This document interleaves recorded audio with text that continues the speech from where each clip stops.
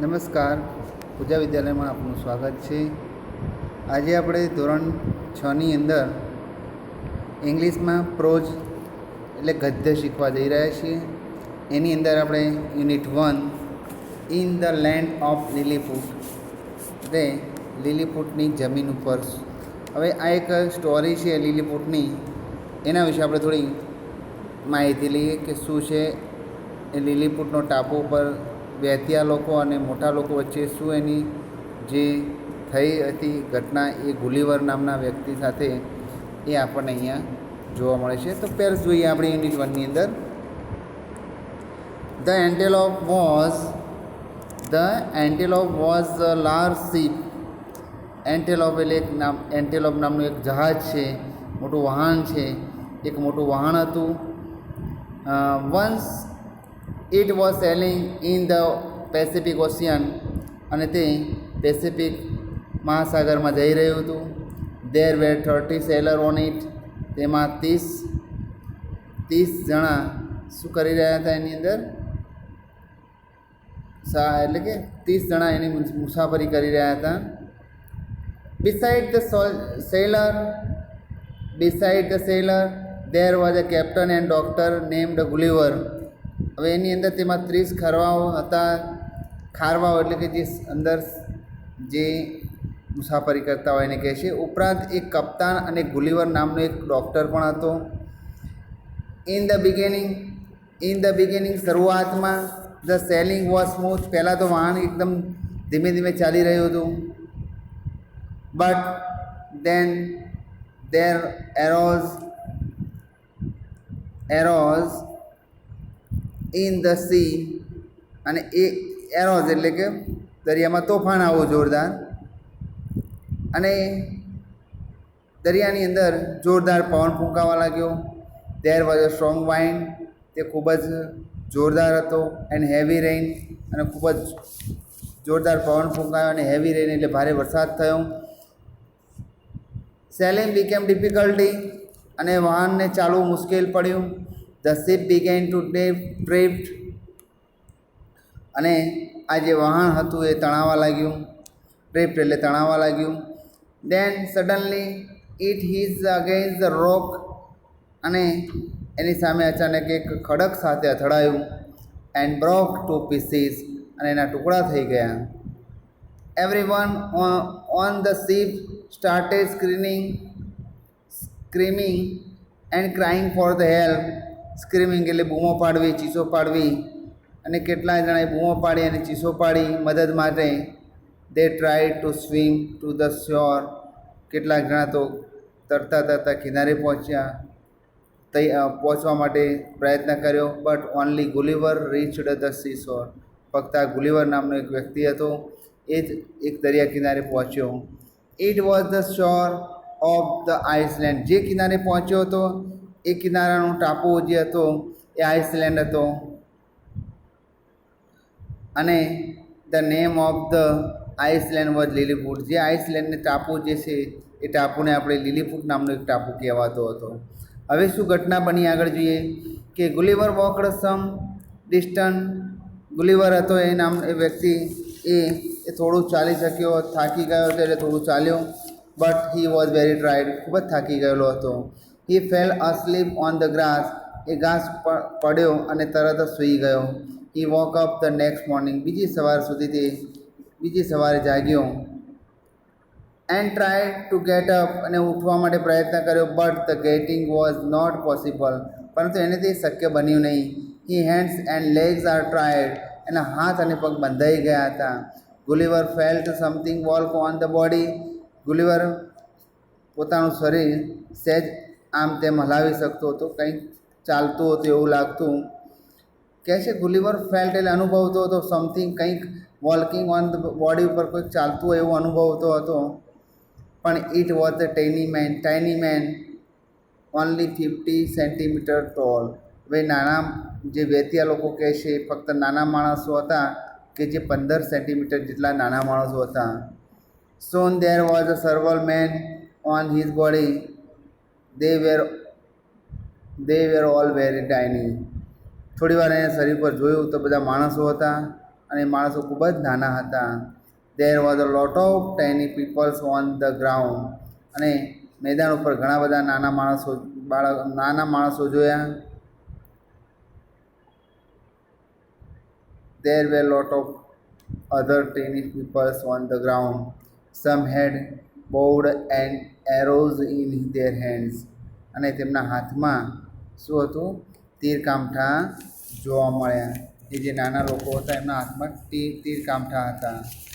હવે આગળ જોઈએ. અહીં જોયા પછી શું થયું? Gulliver was hungry and thirsty. Gulliver ખૂબ ભૂખ્યો અને તરસ્યો હતો. How can I talk to these people except through the ક્રેસ્ટેસ. હવે આ કેવી રીતે લોકોને ઈશારાથી કહી શકે કે કેવી રીતે વાત કરવી એ વિચારી રહ્યો હતો. કારણ કે પોતાને ખાવાની અને બહુ ઈચ્છા હતી, પણ લોકોને કહેવું કેવી રીતે? કારણ કે નાના લોકો હતા અને આ એકદમ મોટા હતા. So he made sign for the eating and drinking. તે પોતે એક ઈશારો કર્યો, ખાવા અને પીવાનો ઈશારો કર્યો. Luckily the tiny peoples understand his sign and brought some basket of food. હવે સદભાગે અથવા નસીબે એમને ખાવા પીવાની ઈશારો એમને સમજી ગયા અને લોકો એમના માટે ઘણી બધી ટોપલીમાં વસ્તુ ખાવા માટે લાવ્યા. They also bought tiny bearer of the water. અને ઘણા બધા નાનકડા પીપ પણ લાવ્યા પાણી પીવા માટે. Gulliver ate all the foods and drunk all the water. ગુલિવરે બધું પાણી પી ગયો અને બધું ખાવાનું ખાઈ ગયું. Now he felt the refresh. અને પછી તે તાજગીમાં આવ્યો. પછી કહે છે કે walking will the some goods. અને ચાલવાથી મને સારું લાગશે તેવું વિચાર્યું. હી થોટ એવું વિચાર્યું. But I can not get up and so walk is not possible. કારણ કે મારાથી ઉઠાય એવું નહોતું અને ચલાય એવું શક્ય હતું નહીં. કેમ કે some tiny mens went to king of Lilliput told him about Gulliver. થોડાક માણસોએ લીલીપુટના રાજા પાસે જઈ અને આ મોટા માણસ વિશે કહ્યું. How big is he? The king asked. રાજાએ પૂછ્યું કે એવો કેવડો મોટો માણસ છે? Really? He is very big. they replied. તેઓએ કહ્યું કે ઘણો મોટો છે. Really? Go and bring him here. જાઓ અને અહીંયા લઈ આવો. The king order. રાજાએ આદેશ આપ્યો. આઈ વેન્ટ સી હિમ. મારે તેને જોવું છે, તેમને જોવું છે. સીઇંગ બિલીવિંગ, હી એડેડ. તો હું એને માની શકું કે આ મોટો છે એમ. પછી શું કર્યું? The Lilliput prepared wooden carriage. હવે એને એવડા મોટા વ્યક્તિને લાવવા માટે એમને કંઈક તો જરૂર પડે, એટલે એમને શું કર્યું? એક લાકડાનું ગાડું બનાવ્યું, ગાડું તૈયાર કર્યું. It was about 3.5 meters long. એ આશરે કેટલું હતું? 3 મીટર લાંબુ અને 120 centimeters wide and centimeters high from the ground. અને લગભગ 3.5 મીટર લાંબુ, 120 મીટર પહોળું અને જમીનથી કે છે ગ્રાઉન્ડથી કે 10 સેન્ટીમીટર ઊંચું હતું. નાવ લિફ્ટિંગ ગુલિવર એન્ડ પુટિંગ હિમ. અને ગુલિવરને ઉચકી અને ગાડામાં કઈ રીતે મૂકવો તે મોટી સમસ્યા હતી, પ્રોબ્લેમ હતો. With the great difficulty they solved. છતાં પણ એમને આ મોટી સમસ્યા હતી એ દૂર કરી. After days. થોડા દિવસ પછી. ડેઝ જર્ની દે બોટ સહીમ ધ કિંગ્સ કોર્ટ. થોડા સમય પછી આને રાજાના દરબારમાં હાજર કર્યો. The king and his man said this man is really very huge. રાજા અને તેના બીજા માણસો બોલ્યા કે ખરેખર આ માણસ તો ઘણો મોટો છે. He is as big as the mountain. પર્વત જેવડો છે. They were afraid of him. તેઓને ડર લાગતો હતો. પછી તેમને ડર લાગવા માંડ્યો. But Gulliver greeted them the king. પણ ગુલિવરે રાજાને અભિવાદન કર્યું એને શું કર્યું? A promise but their friend, અને મિત્ર તરીકેનું એક વચન આપ્યું. The king was pleased and set him free, અને પછી જ મિત્ર બનીશ એવું વચન આપ્યું, અને પછી રાજા થોડાક નર્વસ બન્યા અને ખુશ થયા. ગુલિવર lived on the island happily for the long time, અને ગુલિવર આ રીતે લાંબા સમય સુધી રહ્યો. અને અહીંયા આના વિશે આપણે અને અહીંયા ગુલિવર પછી ઘણા સમય સુધી રહ્યો અને શાંતિથી અહીંયા આ રાજ્યની અંદર વિતાવ્યો છે. થોડા પ્રશ્નો જોઈએ અને એક્સરસાઇઝમાં જઈએ. અહીંયા here the some groups words in each some one words which does not belong the group, find it out and understand it. અહીંયા શબ્દો આપ્યા છે, એમાં શોધવાનું છે કે કયો અલગ છે. તો પહેલાંમાં છે મીટર, સેન્ટીમીટર, કિલોમીટર અને કિલોગ્રામ. તો કિલોગ્રામ અલગ છે. એવી રીતે સ્ક્રીમ, સાઉટ, સ્લીપ અને એડ. તો અહીંયા સ્લીપ એટલે ઊંઘવાનું અલગ છે, એટલે સ્લીપ અલગ આવશે. શિપ, ઓશિયન, આઇસલેન્ડ, ડૉક્ટર, તો ડૉક્ટર અલગ આવશે. કેરીઝ, એપલ, બાસ્કેટ, ક્વારલ, તો અહીંયા એપલ અલગ આવશે. Buy, walks, visit, swim, run, એમાં બાય અલગ આવશે. થોડાક પ્રશ્નો જોઈ લઈએ કે answer the following question. Where was the antelope? Antelope ક્યાં હતો? તો the antelope was in the Pacific Ocean. In the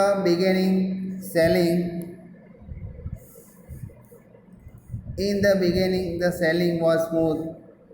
What happened afterwards? હવે જ્યારે જહાજ એકદમ શાંત ચાલી રહ્યું તો પછી શું થયું કહેવાનું છે. there was a storm in the sea. પછી શું થયું? દરિયામાં એક વાવાઝોડું આવ્યું. there was a strong wind and heavy, અને વાવાઝોડું બહુ વધારે હતું અને વરસાદ ભારે હતો. who ત્રીજો પ્રશ્ન છે who were walking on the Gulliver's body? ગુલિવર્સના શરીર પર કોણ ચાલતું હતું? તો tiny mens were walking on the Gulliver's body. નાના માણસો ચાલતા હતા. ચોથો પ્રશ્ન છે what did the Gulliver do to go food? ખોરાક ખાવા માટે શું કર્યું? તો Gulliver made sign of eating the gets food, અને ખોરાક ખાવા માટે ઈશારો કરી અને ખોરાક મંગાવ્યો. પાંચમું કે છે what did the king say about Gulliver? રાજા ગુલિવર વિશે શું કહે છે? તો the king say that Gulliver was the big mountain, એ કે મોટા પર્વત જેવો છે. અહીંયા આ પાઠ પૂરો થાય છે. તમારે આ એક્સરસાઇઝ લખવાની રહેશે, એ તમારે એક્સરસાઇઝ લખી કાઢવાની છે.